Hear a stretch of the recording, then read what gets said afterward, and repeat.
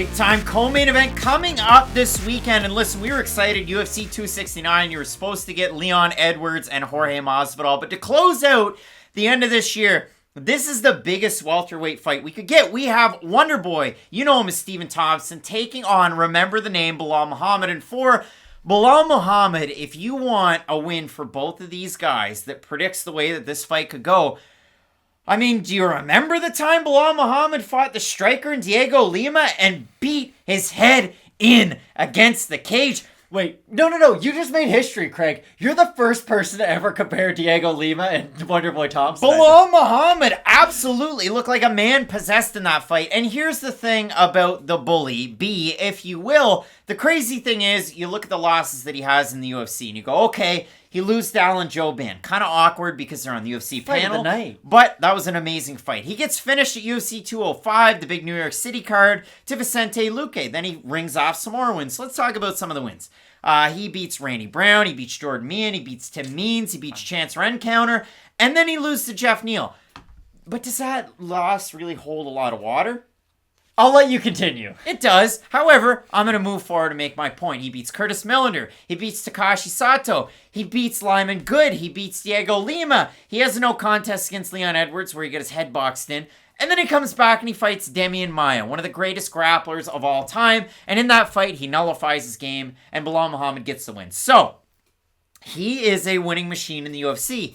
Albeit, most of the fights aren't maybe the best. However, like you said, he has a fight of the night. He had a great fight against Diego Lima. I really enjoyed it. He stopped Takashi Sato. A lot of people forget that. That was very, very fun. So for Muhammad, he has had some good fights. And if you want to pick another fight against a good striker but a well-rounded guy, it was his win against Lyman Good. Now, listen, Lyman had just lost his father, the COVID thing, so on and so forth. But for Muhammad, a big-time win. And listen, for Wonderboy, he had a bit of a deviation to the mean in his last time out because the last time he had gotten taken down was against Tyron Woodley in 2017. Woodley got one, and that was it for both the fights against Woodley. So impressive stuff for Wonderboy. That's been his career arc. This guy is so hard to take down. He figures out space so quickly with his karate that you stand no chance. And you look at it, so few losses on his record. But when he took on Gilbert Burns, and I know you have a counter to it, but when he took on Gilbert Burns, statistically speaking, he was taken down 3 times. And in that fight, it definitely didn't go Wonderboy's way. It didn't, and Gilbert Burns did a really good job at just nullifying what Wonderboy is really good at, and that's distance striking. And Gilbert's one of those unique fighters because I know we've been talking a lot about just how much his striking game has improved, but in that, he at least fought in an intelligent way. Now, this is why stats in MMA don't matter and they don't mean a thing. It's like when Usman fought Covington and people are still arguing about if it was or was not a takedown.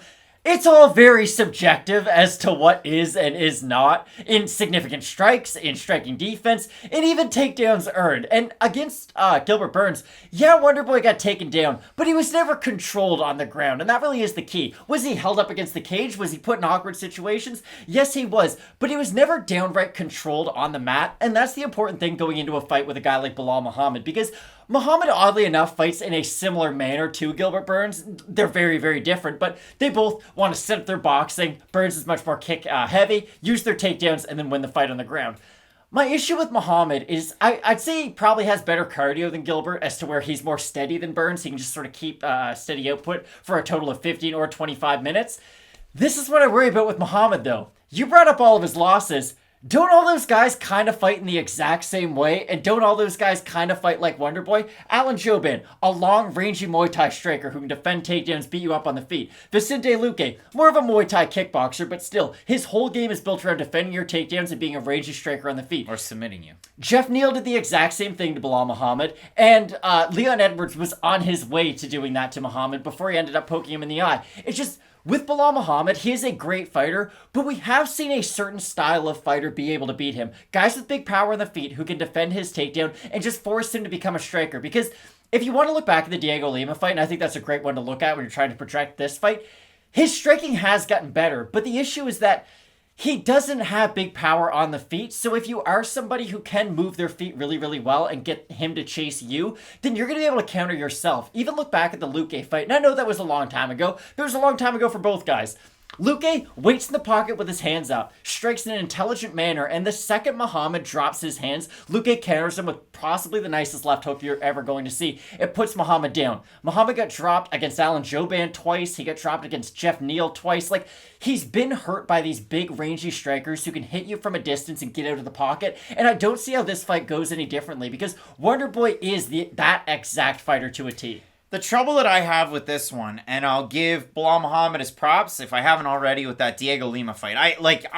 You want to go back and have fun? That's a great fight, especially if you're a big Belal Muhammad fan. Because he showed us something we hadn't seen before that, and it was like a very technical and very high-level striking game. Yeah, and I mean, the fight against Takashi, in that one, takes him down, has a lot of success. Like, if anything, Takashi Sato is a very well-rounded striker and a good guy on the ground, But would you say he's on the level of the Jeff Neals and the Leon Edwards and the Wonder Boys? That's where my point is here. That's the trouble. I mean, Curtis Millender, Takashi Sato, Lyman Good, Diego Lima, Damian Maia at the end, UFC 263.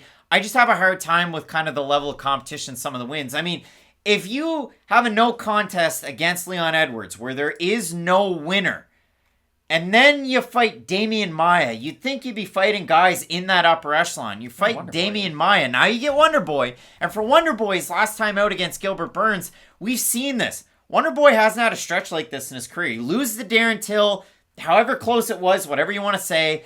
He gets finished by Pettis. That fight was almost 3 years ago. He beats Luque, beats Neal, and then he loses to Burns by decision. You have a bad taste out of some of these Wonderboy losses where maybe Belal Muhammad can capitalize. So you look at the odds for this one, and to probably nobody's surprise, Wonderboy's a favorite. Open to minus 250, minus 253 is what best fight odds have. Belal Muhammad open to plus 210, he's a plus 202. If we have a look over on Topology, I'm going to guess that the voters have 85%. I'm going to say 85% over under Wonderboy. I was thinking 80 for Wonderboy, so look at that, Craig. You're right on. 924 total votes, 85% Wonderboy, 81% by decision. For the 15% that I'm Muhammad, 81% by decision. I swear to everybody out there, and Matt can back me up on this, even though we've been kind of joined at the hip for almost 3 years now with picks, that I did not look at these Topology votes before I said what I said there. And for two of them, they've been on. That has no bearing to these picks. And this is one of those ones that I have a bit of a hard time with, but I'm going to use hindsight to say that Wonderboy is going to win this one and strike from distance. I would be pleasantly surprised, though, if Belal Muhammad goes out there and fights his fight, because I think that would make for a really fun one. It would make for a fun one, but this is my problem. Like, Vicente Luque struck with Wonderboy for the first round of their fight and kept it competitive. But even Luque, who I would say is one of the best strikers in this division, started to get his timing read by Wonderboy. And Luque can put anybody out at any time on the feet or on the ground. And Wonderboy fought that fight perfectly. Yes, did he get hit by big shots? Of course he did. But when you're fighting a guy like Luque, that's going to happen. Muhammad doesn't have that kind of power to put Wonderboy down, though. And that's what I keep on going back to. Be sick if he did. It really would be. But he has improved his striking. But one thing that you don't really have... it's really hard to say, I'm going to become a knockout puncher all of a sudden. Francis Ngannou can't wake up tomorrow and be like, okay, I'm a volume guy now. Like, some things are just sort of ingrained. But he can go, I'm a wrestler now. He can. Some things are just ingrained into your style. And for Belal Muhammad, he's very good at volume striking his way to get close to his opponent and then shooting for the takedown. I just don't think he's going to be able to strike and get close to Wonderboy. Now, I can hear you people already, you guys and girls, saying, hey, Gilbert Burns was able to get in on Wonderboy's hips. Why can't Muhammad do the same thing? It's the speed in which they can get to your hips. It's very different. Gilbert Burns athletically is as athletic as any guy in this division, and the speed in which he can go from striking to a takedown attempt is almost unmatched in this division, whereas Belal really does need his striking a little bit more to close that distance, and I just don't think he's ever going to get into that comfortable range to finally shoot a takedown. Both of us going with Wonderboy in this one, because could this fight be the parlay buster? I wouldn't want to find out. So for me, I'm going with Wonderboy. Matt has him as well. But if you remember the name in this fight, man, I think that would be the cat's pajamas if he gets a win here. Because it would really shake up this division, make things interesting as far as a call out after the fight. Because Wonderboy's not going to call anybody out. And if he does, it's going to be in the nicest way, or he saves it for his podcast. So Matt, both of us going with Wonderboy Thompson in this fight. I cannot wait for the main event on this card. Derek Lewis taking on Chris Daukaus. It should be a great one. So keep it locked in with Fight Night Picks, as we always say. Let's get into it.